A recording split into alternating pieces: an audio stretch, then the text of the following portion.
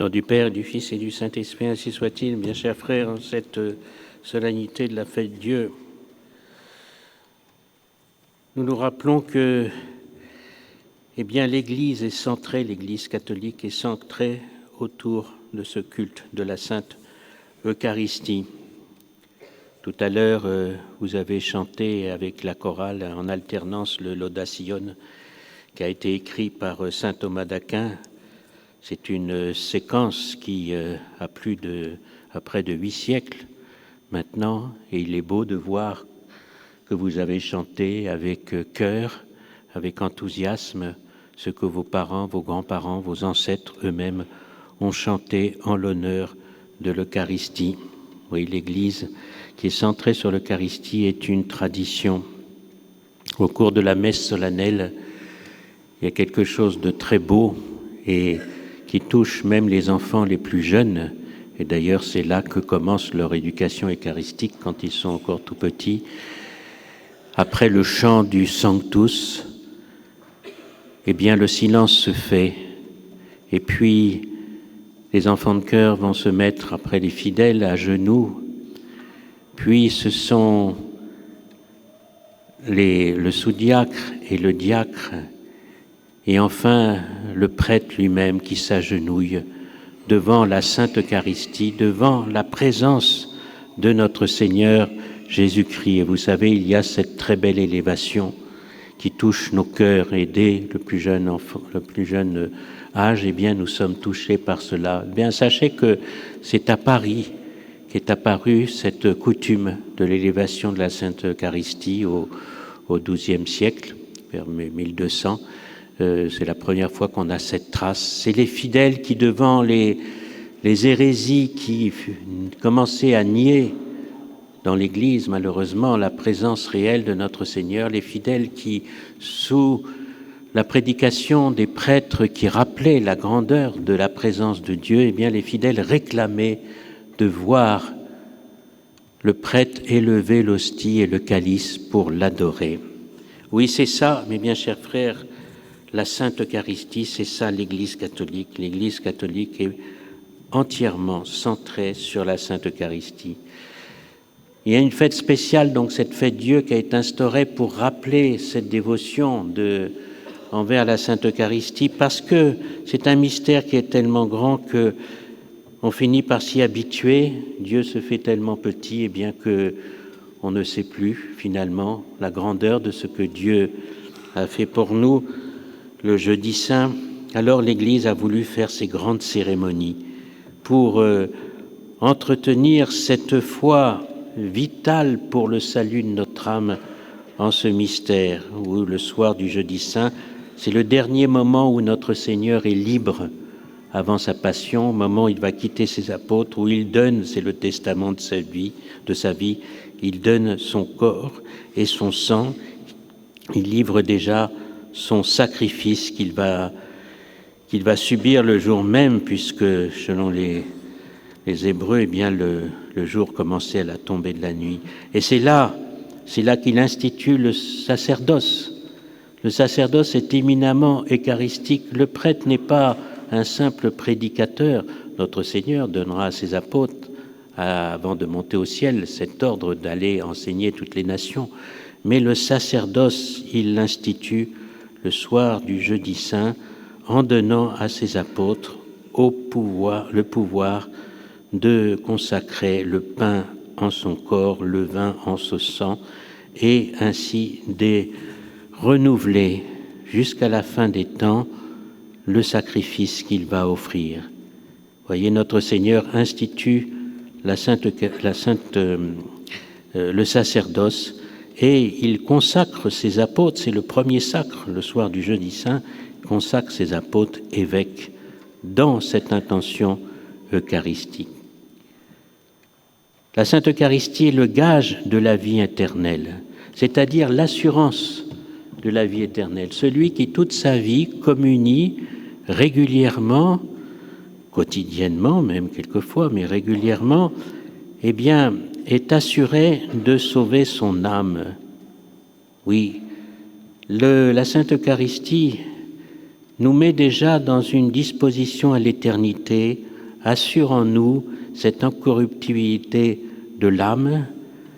Elle enracine la grâce sanctifiante, de telle sorte que nous pouvons espérer rester fidèles jusqu'à la mort par cette nourriture céleste.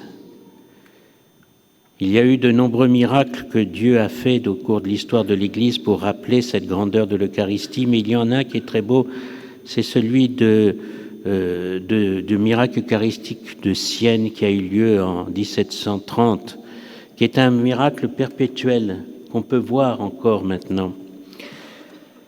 Dans une église, eh bien, il y avait eu un sacrilège, c'est-à-dire que des voleurs avaient volé les ciboires qui contenaient l'hostie dans le tabernacle. Ils avaient forcé le tabernacle. Ils avaient pris les ciboires. Ce qui les intéressait, c'est les ciboires pour pouvoir les revendre ou les voler et les monnayer. Mais ils étaient sans doute un fond de foi qui était chez eux et ils n'ont pas voulu jeter à terre les hosties. Et alors ils les ont versées dans les troncs, dans un tronc de l'église. Après ce sacrilège, personne ne savait ce qu'étaient devenues les hosties et l'évêque a ordonné de faire des grandes processions en réparation. C'est une époque où on avait vraiment ce souci des offenses faites au Saint-Sacrement. Et c'est un enfant de chœur qui découvrira quelques jours plus tard les hosties dans le tronc. Alors l'évêque va demander au curé de récolter ces hosties et on va les mettre dans un ciboire spécial pour les laisser se décomposer, parce qu'il n'est pas question de donner ces hosties aux fidèles, parce qu'elles sont passées dans des lieux qui n'étaient pas saints, qui n'étaient pas propres. Alors c'est ce que l'Église fait dans ce cas-là, on laisse les hosties se corrompre, parce que les espèces du pain peuvent se corrompre, elles gardent cette propriété. Et c'est là que le miracle va s'accomplir, c'est que ces espèces ne se corrompent pas. Le temps passe et elles restent toujours aussi fraîches que si elles venaient vraiment de sortir du moule dans lequel on les a pressées. Et aujourd'hui, si vous allez à Sienne, on les a mis dans un ciboire en cristal, vous pouvez voir ces hosties. Et si vous vous approchez de ces hosties, vous les verrez. On n'imagine pas qu'elles aient plus de 3 siècles. Elles sont toutes fraîches. On voit encore les inscriptions sur l'hostie. Le pape Saint Pie X a été le premier à permettre des examens scientifiques sur ces hosties et on s'est aperçu bien que c'était des hosties qui étaient comme des hosties qu'on avait toutes neuves. Ainsi, on voit qu'il y a cette présence réelle dans ces hosties, que par ce miracle, notre Seigneur montre qu'il est vraiment présent et qu'il est la source de l'incorruptibilité. On a fait des tests en mettant des hosties à côté non consacrées et on s'aperçoit que très rapidement, eh bien, ces hosties se décomposent, la moisissure se met, tandis que là, rien du tout. C'est un grand miracle que bon Dieu nous rappelle. Oui, la Sainte Eucharistie est le gage de la vie éternelle. Devant le risque de famine spirituelle qui aujourd'hui se développe, eh bien l'Eucharistie, le grand remède. Nous risquons d'être privés de l'Eucharistie. Depuis la réforme liturgique, eh bien, on a mis de côté toute la vénération et l'adoration qui est due au Saint-Sacrement. On le voit bien dans la nouvelle liturgie. Le centre, ce n'est plus l'Eucharistie. Le Saint-Sacrifice est gommé. La présence réelle n'est pas véritablement reconnue, ou du moins manifestée. On le voit bien, ces prêtres qui ne s'agenouillent plus au moment de la consécration. Oui, mais bien chers frères, la crise de l'Église est une crise eucharistique. C'est à la suite de Vatican II et dans l'esprit de Vatican II que la réforme liturgique a été faite et qu'elle introduit une rupture dans la chrétienté. Et le paradoxe, voyez-vous, c'est qu'aujourd'hui, eh bien, ceux qui n'acceptent pas cette réforme liturgique sont menacés d'excommunication, c'est-à-dire on les menace d'être privés de ce pourquoi ils se battent, la défense et l'honneur de notre Seigneur dans l'Eucharistie. Et vous voyez, c'est les sacres que nous aurons au début du mois prochain, eh bien, s'expliquent justement par ce risque de famine.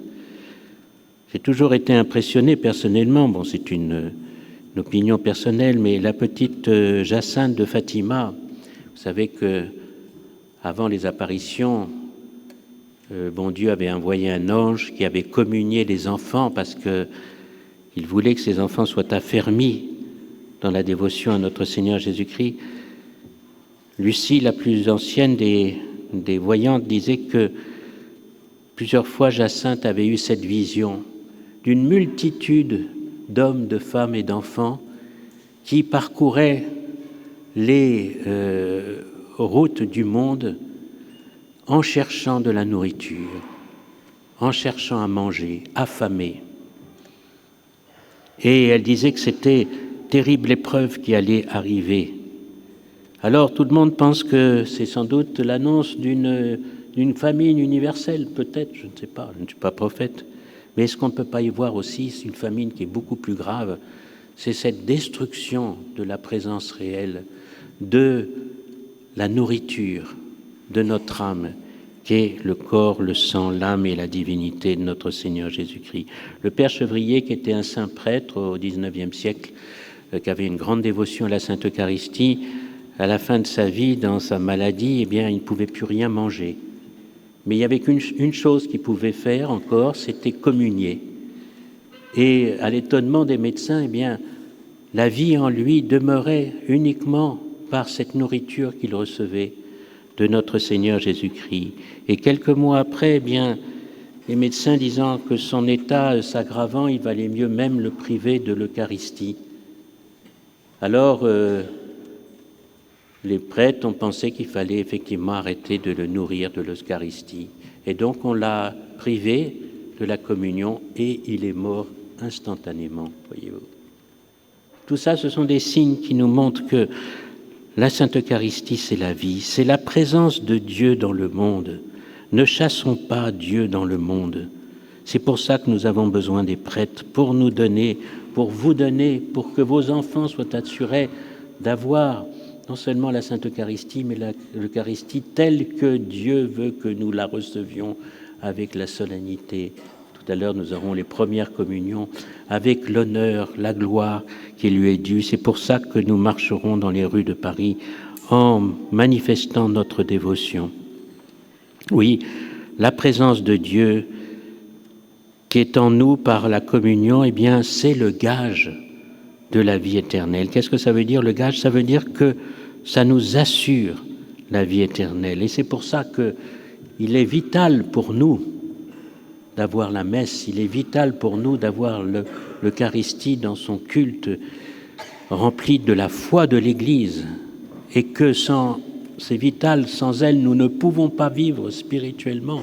Et c'est pour ça que ça oblige, vu la crise terrible de l'Église, le pape Benoît XVI, qui pourtant n'était pas, on pourrait dire, un grand défenseur de la tradition, disait bien que l'Église d'aujourd'hui était un navire qui prenait l'eau de toutes parts. Eh bien, ne laissons pas ce navire couler. Et bien sûr, je terminerai en vous disant que le gage de notre dévotion envers la Sainte Eucharistie, c'est la Vierge Marie. La Vierge Marie est eucharistique. Elle nous mène à l'Eucharistie. C'est à elle qu'il faut recourir quand nous nous préparons à la messe, quand nous nous préparons à la communion, et aussi et spécialement pendant l'action de grâce. Elle nous aidera à vivre cette présence de Dieu que personne ne doit nous arracher et que personne ne peut nous arracher. Au nom du Père et du Fils et du Saint-Esprit.